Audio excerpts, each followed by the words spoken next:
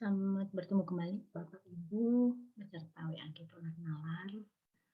Semoga hari ini masih berada dalam kondisi sehat ya.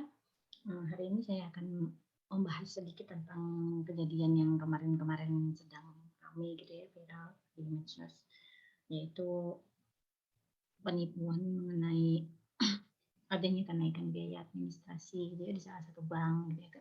Kenaikannya itu sangat signifikan gitu, dari awal sampai yang pemberitahuan itu ada kenaikan sangat besar dan kemudian kita disuruh konfirmasi apakah menerima atau tidak. Lalu ada lagi yang menawarkan keanggotaan prioritas itu bank juga tapi banknya lain. Nah, di sini kita bisa lihat bahwa ada dua target yang berbeda yang di yang jadi tujuan dari penipuan itu. Kalau yang kenaikan biaya administrasi itu saya rasa untuk konsumen menengah ya, karena mereka pasti akan dikejutkan dengan kondisi seperti itu dan cepat-cepat ingin merespon secara emosi gitu ya. Kalau yang satunya itu dengan konsumen yang menengah ke atas gitu, karena biasanya untuk menjadi anggota prioritas itu mereka harus memiliki dana yang tersimpan itu agak besar gitu ya. Jadi ketika mereka yang dananya tidak mencukupi ingin melakukan ingin mendaftar menjadi anggota itu biasanya tidak bisa. Ketika ada penawaran seperti ini dengan nilai uang yang lebih sedikit lalu mendapatkan fasilitas-fasilitas yang sama dengan akun prioritas, maka secara emosional mereka akan merespon dengan tergesa-gesa, apalagi kalau ada batasan waktu harus hari ini atau harus hanya sekitar berapa nasabah itu. Itu dari target market penipuan. Nah, sekarang saya ingin membuka ini, saya lihat saya berikan contoh dari Instagram milik Dirjen Keamanan Siber Polri ya, Bapak Ibu.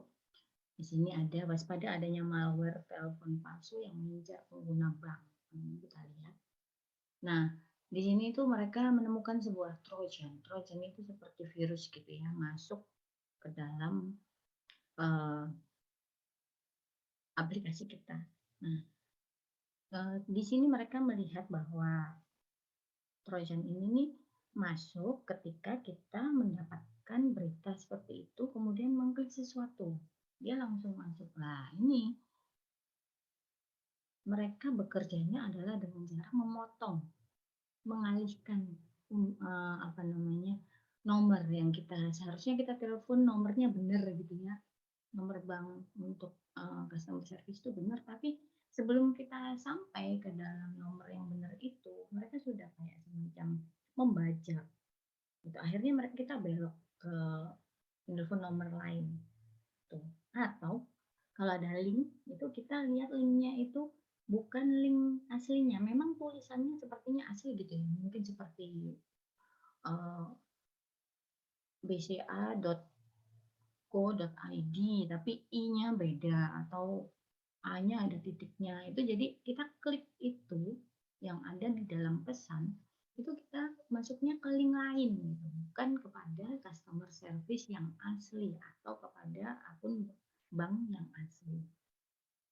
Nah, itu yang berbahaya. Ketika Trojan ini masuk ke dalam HP kita, dia bisa membelokkan kontak kepada jaringannya sendiri, kemudian menuntun kita pura-pura menjadi perwakilan bank atau customer service dari bank untuk mencuri data pribadi kita. Itu adalah sesuatu yang paling sering terjadi. Ya. Di sini disebutkan pelaku akan memata-matai korban, mengambil file audio video dari perangkat secara real time, melihat lokasi. Jadi dia udah masuk ke dalam HP kita, Bapak Ibu ya. Jadi satu-satunya cara untuk mencegah terjadi seperti ini, ketika kita mendapat sebuah informasi atau pemberitahuan dari manapun, baik itu pihak bank atau lembaga lain gitu ya. Kontrol emosi dulu, lalu setelah itu berpikir dengan jernih, mencoba berpikir dengan jernih. Apakah ini benar? Segera minta bantuan orang lain kalau memang kita tidak ada akses kepada internet pada saat itu, tidak usah panik. Tuh. Jadi itu dulu, lalu setelah itu sisanya baru kita kerjakan sesuai dengan urutan yang semestinya, yaitu satu, mencari tahu di uh, situs bank aslinya atau di media sosial bank. Kemudian bisa juga melalui telepon CS-nya, tapi jangan lewat klik ya Bapak Ibu. Teleponnya harus sudah disimpan sendiri di dalam kontak HP. Itu yang penting, karena ketika kita klik konfirmasi melalui link ini, silakan telepon melalui WA ini, itu sudah bisa masuk ke dalam perangkap jebakan. Oke, saya harap Bapak dan Ibu tetap waspada ketika menerima informasi seperti ini, kontrol emosi, dan jangan terburu-buru. Lalu cari bantuan dulu.